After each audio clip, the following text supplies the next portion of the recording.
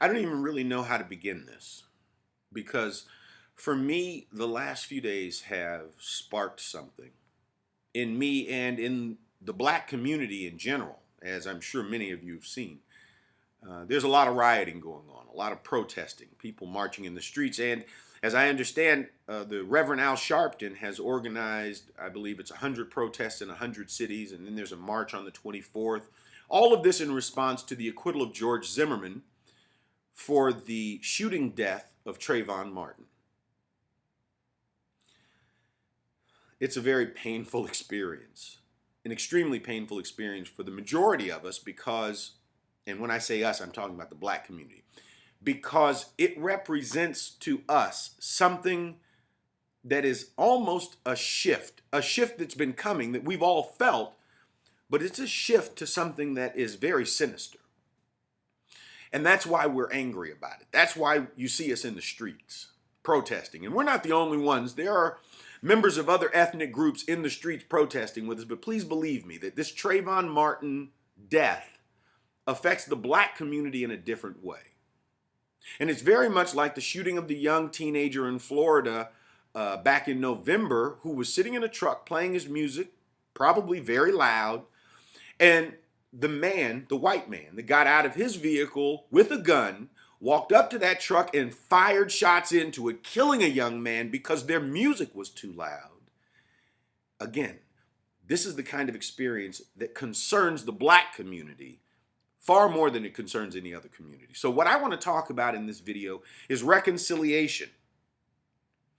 How do we reconcile any of these emotions in order to reach a point where we actually transcend these racial barriers that are holding us back?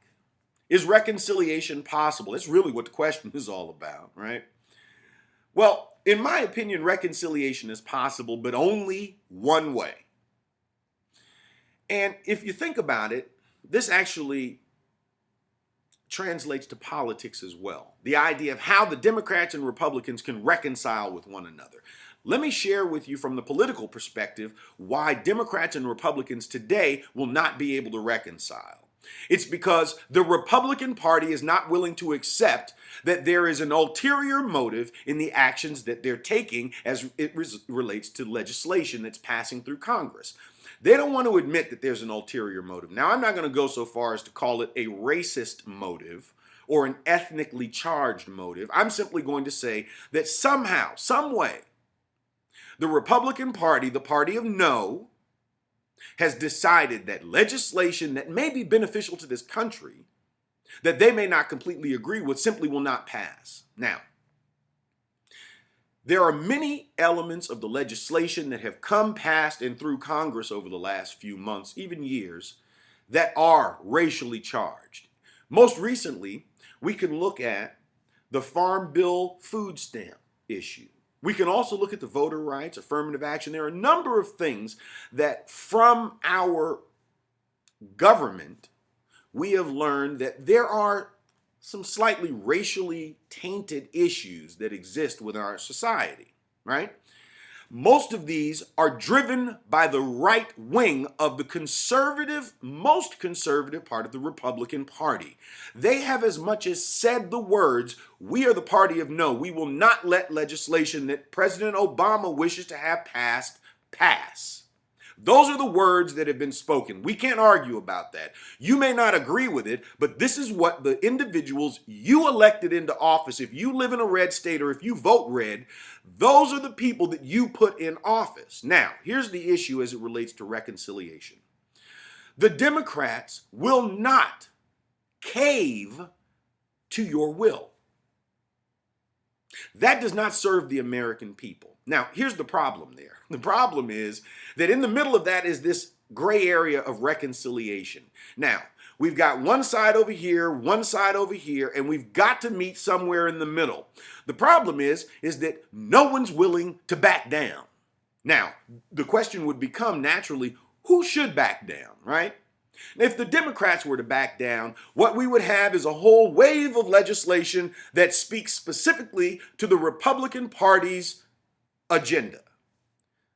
That's what happens when one political party caves, the other party gets their agenda through. Now, the Democrats, who happen to be in majority in the Senate and have the White House, are fighting this ridiculous uphill battle of trying to do something for the American people while legislation that could be beneficial, and I'm not going to even go through naming any of it. Obviously, many of you know exactly some of the things I'm referring to, but the party of no continues to shoot down this legislation. And it becomes racially charged the more and more we move through it, because it affects people of color in this country more than it affects non-ethnic. So here's the thing. How do we reconcile? Well, someone's got to decide that they can no longer stand on their apple crate and continue to bitch and moan about what they think is the right way. This isn't about what you individually think. This is about what we as a people need. So, how do we reconcile? Well, quite frankly, the party of no has to realize that they are now in the minority, right? 51% of Americans, by statistics, believe that it is the GOP that is at fault for the gridlock in this country. I want to let that settle in for a minute. Because I asked the question on Facebook the other day, what's the magic number?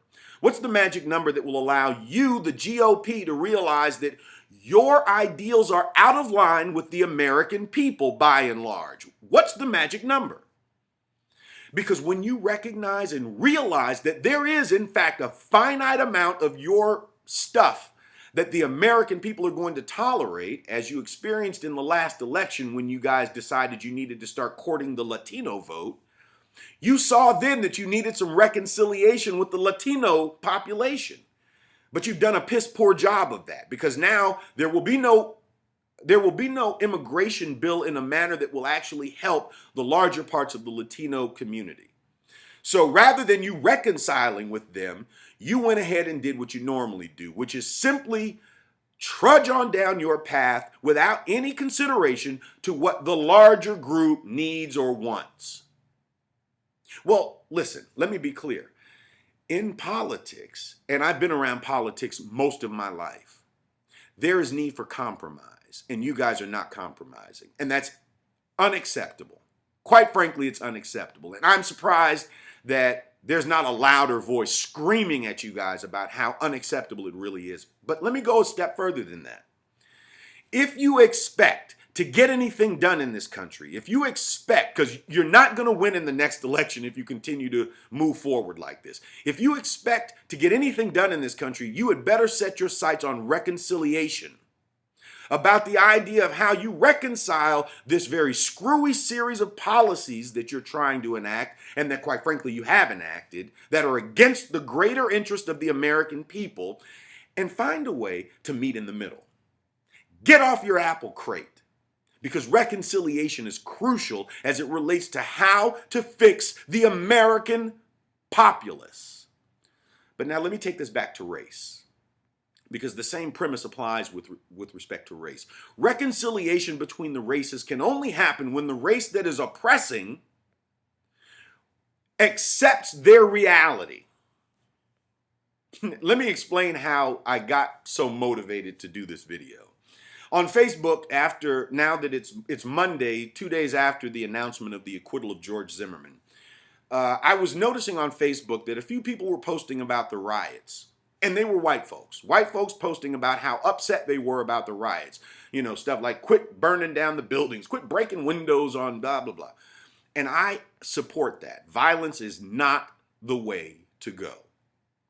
However, what I also noticed was that every person that was liking those comments was a non-black person of, let me be careful about what I say here. The likes that would show up on these posts were likes from people that were not affected directly by this. I searched and searched and searched and only found one person of color who had liked one of these anti-riot comments. Now, that's not to say that black folks by and large support the riots, but here's the problem. We have had civic leaders and legislators who have been asking you to please calm down with this craziness, and you haven't listened. You have not addressed the issues that need to be addressed as it relates to reconciliation of racial tensions. You just haven't done it. And understand this. It is not acceptable for you, in the face of this acquittal of George Zimmerman for shooting dead Trayvon Martin, it is not acceptable for you to all of a sudden throw in some other random example of a black boy that shot a white boy. They don't compare. I had another conversation on Facebook where somebody chimed in to say to me, as I was talking about the idea of being harassed and pulled over by police all the doggone time, they said to me, well, there's a town I can go to and I get harassed and pulled over. And I had to stop this man and say to him, look, you may not make a comparison between the black experience of being pulled over and harassed for nothing in every town with your experience of being harassed and pulled over in one town. They don't compare. And see, this is where the reconciliation crisis falls apart. The idea that you would try to lump yourself into the black experience by virtue of this idea that, well, I get pulled over in one town. I told the man, I said, you know what? I can give you a list of 20 cities that I have actually been pulled over and harassed for no reason in. As you can imagine, he could not come up with 20 cities where he gets harassed and pulled over in. And this is the point that I make. As long as the other side, whether it's the Republicans versus the Democrats, whites versus blacks, as long as the side that's in power or perceives it's in power is not willing to accept the reality and actually step to the table and say, this is what the reality is. You are correct. We can no longer move forward on this path. Note there, I didn't say to you that you have to say, you're correct, we are asshole racists. I don't believe you are. I think that we're just a little misguided here. And until you're willing to step up to the table and actually accept the reality that you have put out there, there can be no reconciliation. Expect that black folks will continue to be angry. Expect that when circumstances like the acquittal of George Zimmerman occur, black folks will be in the streets and there will likely be some violence because we are mad. We're mad about the fact that when we try to do things the right way, the way that the system has been established, we get shot down. We get spit on. We get called liars in Congress. There's a whole list of things that make the behavior of the other side unacceptable, inappropriate, maddening. And see, here's the thing. Again, back to reconciliation, until you're willing to accept your role in it, because every time that you try to sidestep it and try to add in somebody else's issue or something else that happened that compares to the black experience. Well, this black kid shot this white kid. That does not compare to the daily hunt that goes on for young black men in this country. So don't do that. And when you do, understand it's going to make the black community, by and large, much angrier. And there is no road to reconciliation as long as we are on these diametrically opposite places of this one simple discussion. This is a multicultural nation. Black, white, yellow, brown, red. There are a number of colors that make up this country and that always have. We are a nation of immigrants. Although, as all black folks will tell you, we were brought here against our will, and there's a long story that goes with that. You know the history. My point is this. You've got to be a whole lot more realistic about what is going on here, and you cannot continue to bury your head in the sand anticipating this idea that somehow you are right and we are wrong, or that you can make these random, very, very weak comparisons between your experience and our experience. That divides us further.